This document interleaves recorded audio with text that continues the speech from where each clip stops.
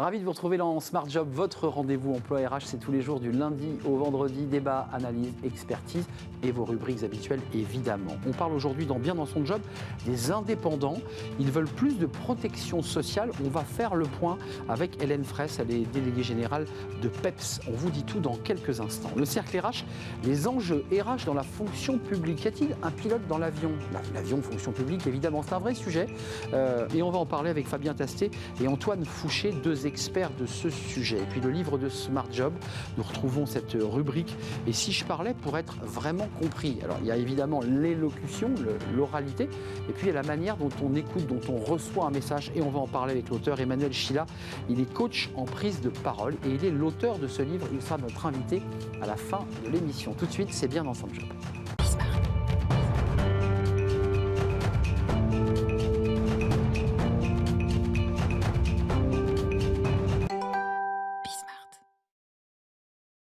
Bien dans son job, on parle des salariés, des entrepreneurs, des start-upers, on parle trop peu souvent des indépendants. Focus aujourd'hui sur ces indépendants, femmes et hommes, qui sont souvent un peu seuls dans leur entreprise, dans leurs angoisses, et on en parle avec Hélène Fraisse. Bonjour Hélène.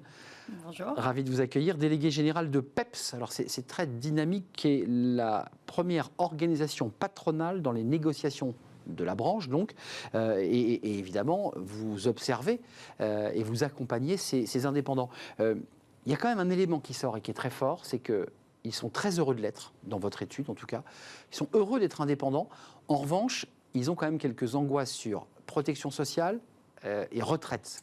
En même temps, certains disent, mais attendez, s'ils sont indépendants, c'est la contrepartie de l'indépendance. Ça, vous l'entendez. Qu'est-ce que vous répondez à ça ?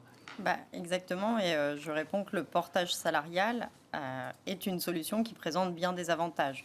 Donc effectivement, le PEPS est la fédération patronale qui représente les entreprises de portage, qui permettent à des salariés qui sont indépendants, qui sont à leur compte, de continuer de trouver leur mission, leurs propres clients, et d'être salariés via une entreprise de portage salarial qui s'acquitte pour eux des différentes cotisations, retraite, chômage. Et qui leur donne un droit de régime général.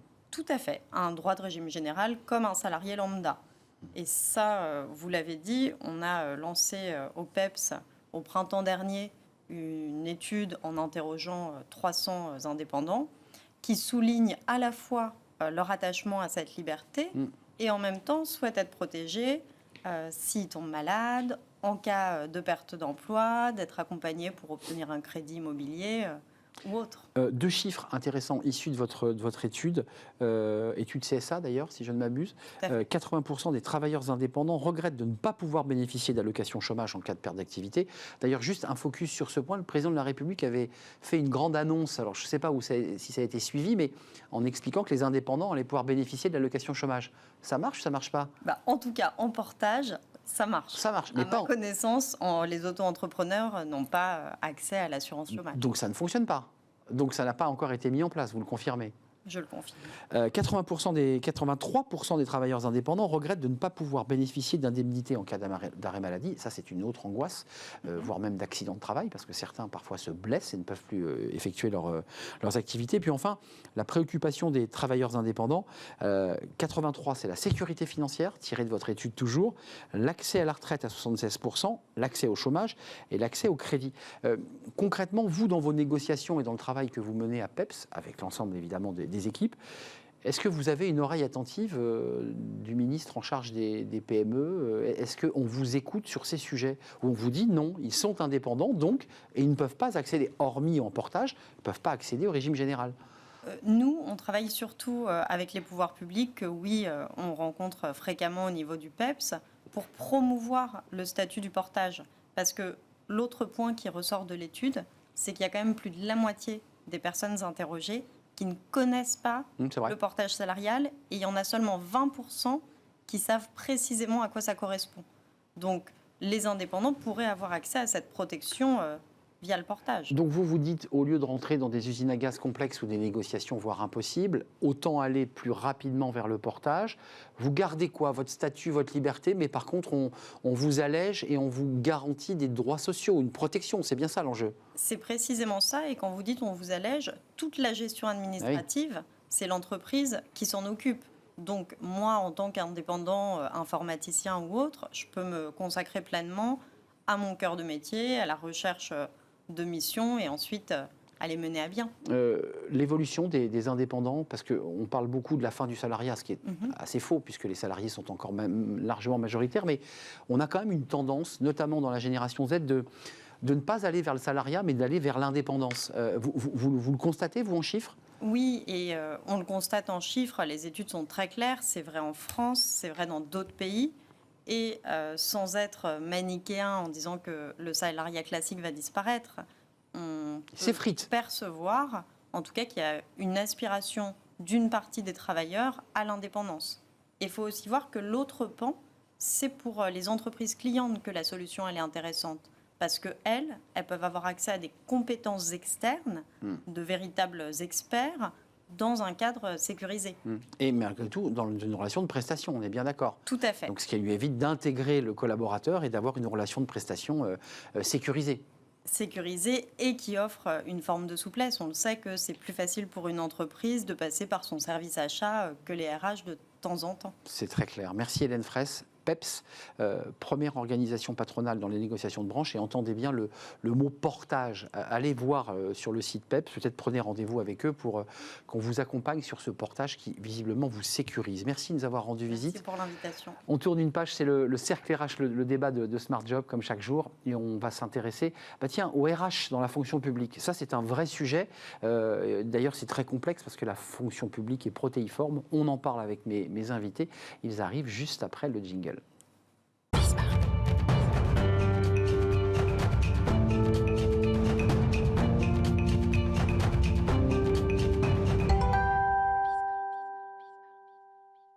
Le cercle RH, le débat de Smart Job avec cette question presque philosophique. Les RH dans la fonction publique, y a-t-il un pilote dans l'avion fonction publique, dans les fonctions publiques, parce que là le sujet se complique, il y a plusieurs fonctions publiques, territoriales, d'État, hospitalières, avec un débat d'ailleurs d'entrée de jeu, rentrons dans le vif avec Fabien Tastet et Antoine Fouché. Fabien Tastet, vous êtes le président de l'Association des administrateurs territoriaux de France, vous êtes régulièrement venu sur notre plateau. Merci de votre Et je crois que vous souhaitiez débattre avec Agnès Verdier-Molinier, et vous allez aujourd'hui débattre avec Antoine Fouché, ce qui est bien aussi, président de Quintet Conseil, et vous êtes ex-directeur de cabinet de Muriel Pénicaud au ministère du Travail. Juste un mot, rien que l'éducation nationale, qui sort un tout petit peu du cadre fonction publique pure, mais beaucoup de professeurs disent, mais j'ai été onboardé par personne. Quand j'ai quitté l'école parce que j'en avais marre, personne ne m'a demandé pourquoi je partais. Enfin, quand je pose la question, y a-t-il un pilote dans l'avion, y a-t-il un RH dans la fonction publique, elle n'est pas sotte cette question quand même. C'est pas piloté sur les RH. Mais, Arnaud, vous n'avez pas tort. Moi, je ferai un parallèle avec ce qui se passe sur les finances publiques. Les finances publiques, il y a aussi plusieurs donneurs d'ordre. Il y a l'État, il y a les collectivités locales, il y a l'hôpital, etc.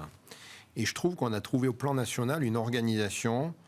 Il y a une instance politique, il y a une instance technique qui permet aux techniciens aussi d'échanger, de partager les bonnes pratiques. Je ne rentre pas dans les détails, c'est un peu compliqué, mais il y a une organisation, il y a une gouvernance qui finalement permet de trouver, peut-être pas des coordinations, mais en tout cas de dialoguer, de chercher des cohérences, etc. Et je trouve que dans le champ du management public, nous y arrivons. Public, il y a plusieurs employeurs, n'oubliez pas les collectivités locales, c'est 35 000 employeurs. Je les ai oubliés, l'État est employeur unique. Un employeur unique qui, quand même, est à la tête d'un tel ensemble que, parfois, cette unicité de commandement pose problème. Il y a les hôpitaux, il y a les collectivités locales. Et on n'a pas su inventer un système de gouvernance qui permet aux différents acteurs de se parler. Vous voyez, par exemple, quand on dit le point d'indice, on l'augmente pas. Bon, pardonnez-moi, Fabien, mais je démarrais par quelque chose de très micro. C'est pas forcément celui qui paie, etc. Vous êtes en macro, moi j'étais en micro. Quand un collaborateur de la fonction publique quitte l'éducation nationale, et ça arrive dans plein d'autres services parce qu'il y a beaucoup de burn-out et de fatigue et d'usure, il n'est pas pris en charge à sa sortie, mal pris en charge à son arrivée par un service RH, comme on peut le voir chez Accor, chez L'Oréal, ce qu'on appelle l'onboarding. Quand même, Antoine Fouché, 47% de prélèvements obligatoires en France, c'est 6 points de plus que dans le reste de l'Europe. Et ce chiffre, et je vous laisse répondre, en 1978, l'État a dépensé 25 milliards d'euros pour payer les salariés du service public, et les dépenses s'élèvent en 2021 à 131 milliards d'euros. Et beaucoup de Français disent, on dépense beaucoup pour une efficacité qui finalement n'est pas au rendez-vous. Et beaucoup de collaborateurs de la fonction publique le disent. Ils disent, mais je suis un peu perdu, moi. J'y croyais et j'y crois plus. Qu'est-ce que vous en pensez de ce panorama un peu sombre, je le concède? Il y a énormément de facteurs qui jouent là-dedans. Il y a l'efficacité publique, le rôle de l'État, la considération des fonctionnaires, la rémunération des fonctionnaires, l'attractivité de la carrière des fonctionnaires, le respect pour les soignants, pour les enseignants, pour les fonctionnaires en général, pour les policiers. Ça, c'est de la RH, hein, c'est de la RH pure. Oui, mais ce que je veux dire, c'est qu'il y a une multiplicité de facteurs peut-être qui expliquent cette espèce de blues d'une partie des fonctionnaires. Mais c'est vrai que pour avoir travaillé et dans le privé et dans le public, DRH dans le privé et DRH dans le public, c'est le même nom, mais c'est pas du tout le même job. Nous sommes d'accord. C'est pas du tout le même job, mais il faut pas accabler non plus la fonction publique au sens où les rigidités actuelles, d'abord, on progresse quand même, et puis surtout, elles s'expliquent par une histoire qui, à un moment donné, a été consensuelle. C'est-à-dire, l'objectif, quand on recrutait un fonctionnaire, c'était pas de bien l'accueillir, de faire en sorte qu'il ait une carrière individualisée, etc. C'était pas ça. C'était de sélectionner des fonctionnaires compétents, loyaux, selon un principe et une carrière qui allait les protéger de l'arbitraire politique. Et donc, c'est là-dessus qu'on a mis l'énergie, c'est là-dessus qu'on a mis la loi. Dévouement, neutralité. Et dans un sens, on a réussi. Le problème, c'est que ça date disons, on a commencé après la Seconde Guerre mondiale, même s'il y a des bribes avant. Et puis, il y a le statut des années 80. On est 40 ans après. Et en fait, les fonctionnaires, c'est des gens comme tout le monde. Ils ont des aspirations de mobilité, de liberté, d'évolution. Et donc, ce qui était acceptable et même justifié il y a encore quelques décennies, aujourd'hui, apparaît comme quelque chose qui repousse, qui fait partir ou qui empêche de venir une partie des gens motivés, parfois moins motivés, mais parfois parmi les plus motivés aussi. Les fameux talents. Exactement. Et donc c'est pour ça qu'on se dit, mais alors attendez quand même, quand on compare une grande boîte privée avec l'État, c'est le jour et la nuit sur les RH.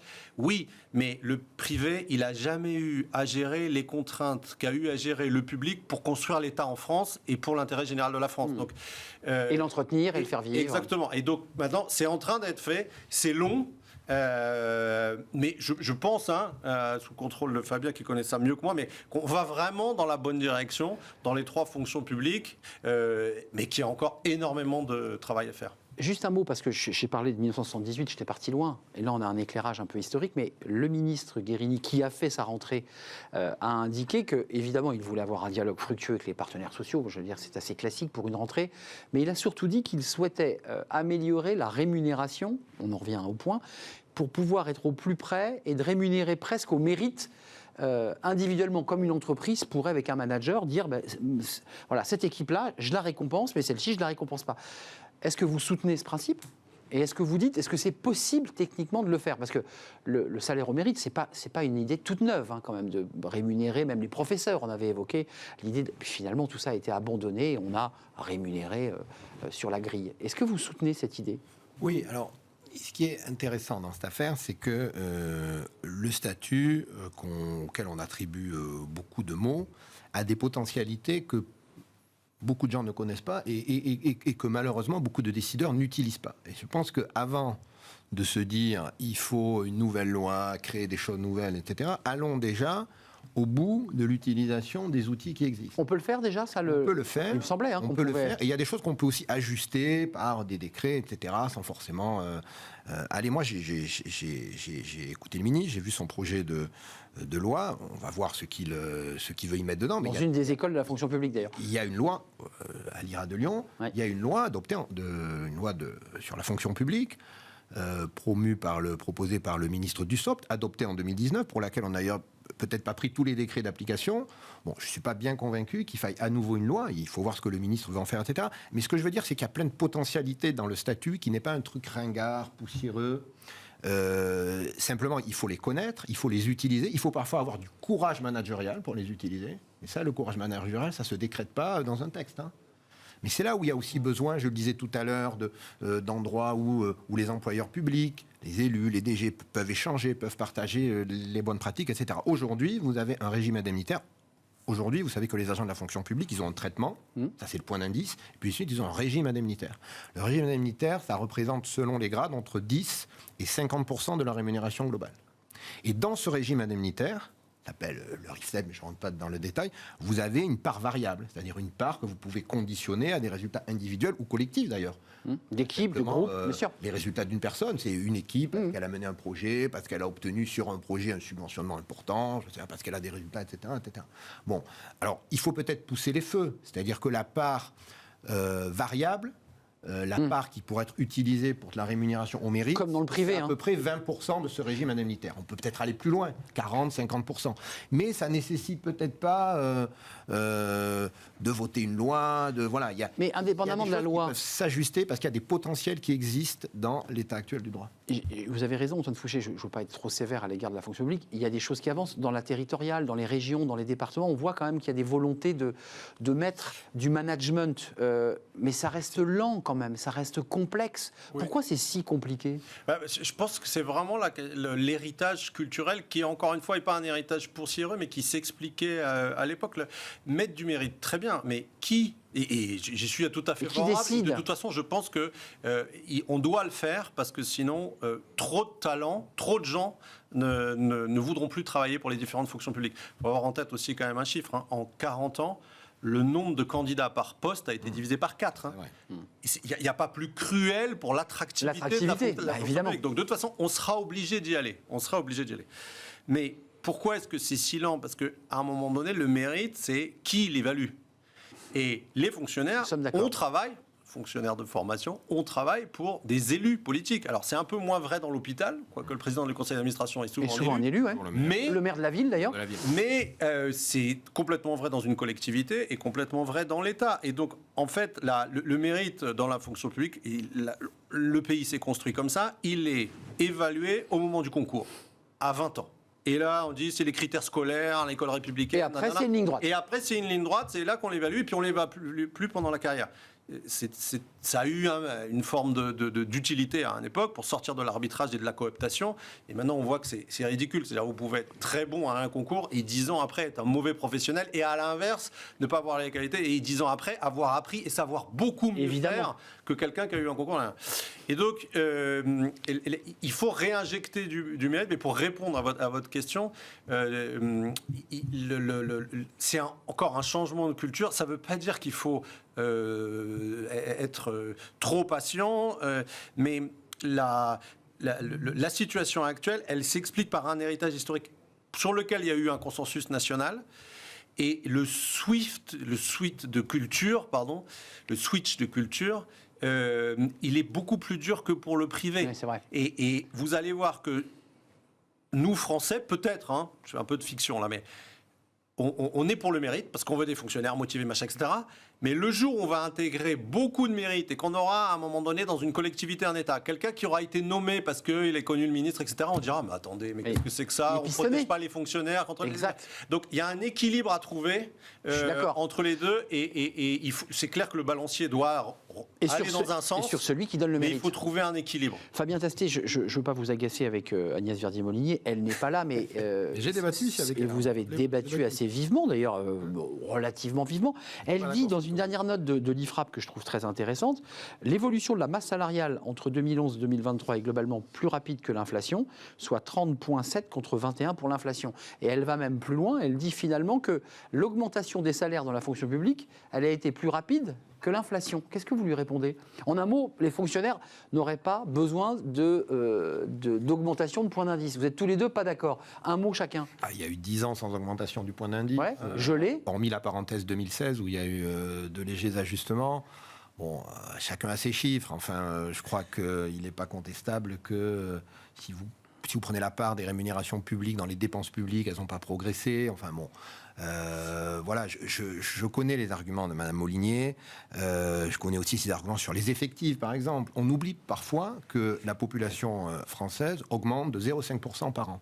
Et les services publics, et notamment les services publics, doivent répondre aussi à la... Ils sont bien très corrélés aux évolutions démographiques. Quand vous avez plus d'enfants dans les crèches, quand vous avez plus de personnes âgées dépendantes, vous avez besoin de plus d'effectifs. Donc c'est aussi normal de recruter plus de fonctionnaires parce que la noblesse du service public, c'est de répondre aux besoins de la population, c'est de répondre aux évolutions que connaît la population et notamment aux évolutions démographiques. Juste, il nous reste peu de temps, mais quand même, j'ai regardé les grandes entreprises françaises qui ont 150 000, 180 000, certaines 200 000 pour les plus grosses, Orange, tous ces grands groupes Veolia, ils ont un grand DRH suprême. On pourrait quand même avoir un DRH qui gère, je ne sais pas, des zones territoriales géographiques pour l'hospitalière, un grand DRH pour... C'est possible ou pas ? Vous qui avez été, j'allais dire, dans la salle des machines, où ça doit se traiter sur le plan très local, très régional. D'abord, je pense que c'est plus au niveau local. Et dans les grands groupes, ils décentralisent beaucoup. Et ils redescendent, bien sûr. Ils décentralisent parce que le DRH à Paris, il ne peut pas savoir qui dans l'établissement à Carpentras travaille bien ou ne travaille pas bien. Donc, c'est très décentralisé. Mais, et surtout, encore une fois, c'est une question de culture. Donc, ça prend du temps. Il faut les amener. Mais pour revenir sur les le salaires. Débat juste d'avant, sur les salaires. Je ne suis pas d'accord. Non, mais je pense que la manière dont l'IFRAP pose le débat est objective, mais mal posée. Objectif, parce que ce sont des chiffres que tout le monde peut vérifier. Mais le problème, c'est que ce n'est pas la rémunération des agents qui est en question. Parce que, je ne sais pas pour les C, mais pour les B, les A et les A+, vous êtes mieux payé dans le privé en travaillant moins. Et moi, je peux vous apporter mon témoignage personnel. Quand je suis passé de DRH de Schneider à directeur de cabinet de la ministre du Travail, mon salaire a été divisé par 2 et mon temps de travail a été multiplié par 2. Donc mon salaire horaire a été divisé par 4. Et je pense que beaucoup de fonctionnaires qui font des passages entre le privé et le public apporteraient exactement le même témoignage. Oui, c'est vrai. On est moins payé et on travaille plus dans le public que dans le privé pour l'essentiel des fonctionnaires. Et ça, on ne s'en rend pas compte. Mais ça ne veut pas dire que l'IFRAP a tort, parce que, en même temps, qu'est-ce qui fait qu'il y a énormément de fonctionnaires et qu'à la fin, ça donne ce sentiment d'efficacité? Ce n'est pas les fonctionnaires eux-mêmes qui sont Efficacité ou inefficacité? Non, de manque d'efficacité. On est d'accord. C'est l'organisation territoriale. Nous sommes d'accord. Et les superstructures. Les millefeuilles. Et le millefeuille territorial. Et là, c'est politique. Les fonctionnaires n'y sont pour rien là-dessus. Ils y sont pour rien dans l'État, ils y sont pour rien dans l'hospitalière, ils y sont pour rien dans la territoriale. Et je pense vraiment que le sujet, si on veut vraiment un Big Bang ou un choc, comme c'est le mot, il faudrait faire deux choses complètement complémentaires, même si elles paraissent contre-intuitives. C'est un, payer beaucoup mieux les fonctionnaires, et deux, avoir pour chaque niveau de politique publique un responsable, ce qui conduirait Exactement. à supprimer certains échelons et peut-être à supprimer certains postes. Je m'en excuse, mais l'émission est terminée, Fabien Tastet. Je sais que vous aviez encore beaucoup de choses à nous dire. Sur le millefeuille. Mais vous n'êtes pas d'accord sur le millefeuille. Ça sera l'objet. Ça mériterait d'ailleurs un débat entier sur la manière dont s'organise ce fameux millefeuille territorial. Une seconde. 1 900 € net par mois, c'est le salaire moyen d'un fonctionnaire territorial. Donc c'est pas des nantis, je crois. Dans la territoriale. 1 900 € net par mois. Et on l'a vu dans l'hospitalière dans un débat précédent où on voyait la différence entre l'infirmière du privé et l'infirmière du public. Et il y avait un écart très significatif de rémunération. Merci à vous deux, messieurs. Merci à vous, Antoine Fouché, président de Quintet Conseil, ex-DIRCAP de Muriel Pénicaud et ex-DRH, avec un trou financier terrible quand vous avez quitté votre poste. Merci en tout cas à vous, Fabien Tastet, président de l'Association des administrateurs territoriaux de France. Nous sommes en retard. Fenêtre sur l'emploi, l'éloquence parler, mais savoir écouter. Comment on fait? Tiens, on en parle tout de suite. C'est le livre de Smart Job.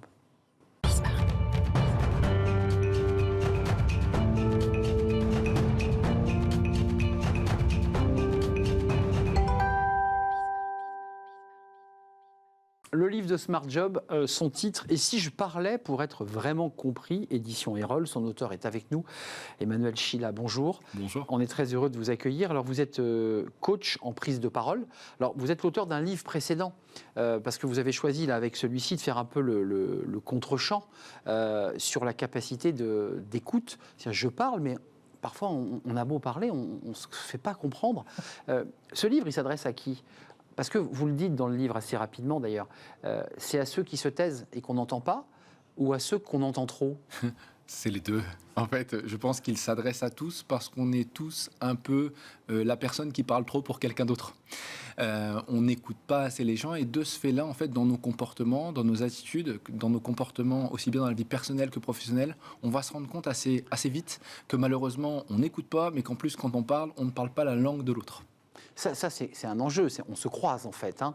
Oui. Vous dites, et ça vous le racontez à travers un SMS d'une jeune fille et d'un garçon qui s'envoient des SMS. Le garçon est très heureux d'annoncer que son bébé a fait ses dents, puis celle qui reçoit, sa sœur, je crois, elle ne met pas de smiley, mais aucune émotion. Et vous dites, en fait, il y a 2 catégories. Il y a les émotionnels et les pragmatiques. Ouais. On s'en rend pas compte, mais en fait, on a besoin d'éléments différents pour comprendre dans notre vie. De manière globale, il y a des gens qui vont être très structurés dans la manière de dire les propos. C'est-à-dire qu'ils ont besoin de faits, de chiffres, de statistiques, de A jusqu'à B, pour savoir exactement ce qu'ils ont à faire. Et puis de l'autre côté, il y a ceux qui vivent ce qu'ils racontent, qui ont besoin d'émotions, qui ont besoin de raconter. C'est le principe des vacances. Je pense que le retour est l'exemple. On a ceux qui nous racontent exactement ce qu'ils ont fait et ceux qui nous expliquent comment ils étaient en admiration devant ce qu'ils ont vécu. Ça, c'est 2 langues différentes et ça change complètement la donne. Parce que si on parle avec une langue à l'autre et qu'il ne la comprend pas, en soi, on est en train de perdre notre temps parce qu'il n'a pas vocation à comprendre et à être impacté par notre message. Mais pour le dire simplement, Emmanuel, quand vous mettez trop d'émotion à un pragmatique, ça ne le nourrit pas. Inversement, un pragmatique qui parle à un émotionnel en étant trop chiffré, il ne l'embarque pas. Donc c'est très subtil, même dans votre travail de coach et d'approche des publics. Mais là-dessus, après, ça serait l'erreur du bouquin quand les gens le lisent, c'est de dire « Ah ben moi, je suis juste pragmatique » ou « Je suis juste émotionnel ». On est les deux. On est les deux. On est les deux, mais il va falloir savoir à quel moment utiliser cette facette-là. Dans le domaine professionnel, c'est vraiment important parce que c'est là où ça peut faire toute la différence. Si on parle au mauvais moment, dans la mauvaise langue, obligatoirement, ça ne marche pas. C'est un chiffre que je trouve intéressant. Il vient de vous. 40% de notre temps de travail en moyenne est consacré à essayer de convaincre quelqu'un et sans pour autant, je précise, être dans un service commercial ou en back-office ou en B2B avec un client. Non, dans l'entreprise. C'est incroyable. Donc, il ne faut pas se tromper. Mais de manière globale, on essaye toujours de convaincre les autres. C'est parce que ce n'est pas un pitch commercial, mais de manière globale, dès qu'on a une conversation, notre but, il y a présenter et convaincre. Et de ce fait-là, on ne s'en rend pas compte, mais on le fait tout le temps. Sauf que les gens, pour eux, c'est inné. Ils pensent que c'est naturel et que ça va passer quand ils vont passer l'idée. À la fin du livre, alors je poserai la question à la fin, mais vous avez mis des petites définitions qu'on peut découper. C'est quoi? C'est des magnettes qu'on peut coller quelque part? C'est des pense-bêtes? C'est quoi l'esprit? C'est très original, ça. Le principe est assez simple, c'est que quand c'est pas notre langue, c'est difficile de se rappeler les mots. Un peu comme quand on apprend l'anglais. On n'a pas tous les mots qui viennent en tête. C'est comme un jeu de cartes qu'on a. Voilà. Là, c'est les techniques. C'est OK, devant moi, j'ai quelqu'un qui est cartésien. Qu'est-ce que je peux utiliser si moi, je suis émotionnel? Pouvoir donner des astuces assez faciles à utiliser de manière quotidienne dans la vie professionnelle et personnelle. Et puis en lisant ce livre qui est très agréable à lire, il y a quand même un questionnaire long, c'est pas 5 questions, vous allez voir ça prend un petit peu de temps, mais qui va vous permettre de mieux vous définir, on est bien d'accord. Si votre tendance est plus d'être un pragmatique ou un émotionnel, c'est bien ça? Oui, c'est exactement ça, au moins avoir conscience d'eux. Parce que souvent en fait les gens se trompent, ils pensent qu'ils sont d'une certaine manière ou qu'ils ont un certain comportement et ils se rendent compte en fait que quand ils répondent aux questions, ah ben non, je suis complètement le contraire. Et donc de ce fait-là, ça permet de se comprendre, mais surtout d'essayer de mieux comprendre l'autre. Merci Emmanuel Chyla, préface d'Inès Van Damme qui nous explique d'ailleurs dans cette préface qu'elle préfère le corps, la danse aux mots. Bref, autre sujet mais qui est intéressant aussi pour communiquer. Et si je parlais pour être vraiment compris, édition Erol, comment parler la langue de l'autre et prendre soin de tous nos échanges au quotidien. C'est votre livre, Emmanuel Chyla. C'est un vrai plaisir de vous accueillir. Merci. C'est la fin de notre émission. Merci à vous, merci de votre fidélité, merci pour tous vos messages et vos commentaires aussi d'ailleurs. Merci à toute l'équipe qui m'accompagne. Merci Angèle pour la réalisation. Merci à Saïd pour le son et merci à l'équipe de programmation, Nicolas Juchat et Alexis, l'équipe des programmateurs de Choc. Je vous dis à très très bientôt. Bye bye.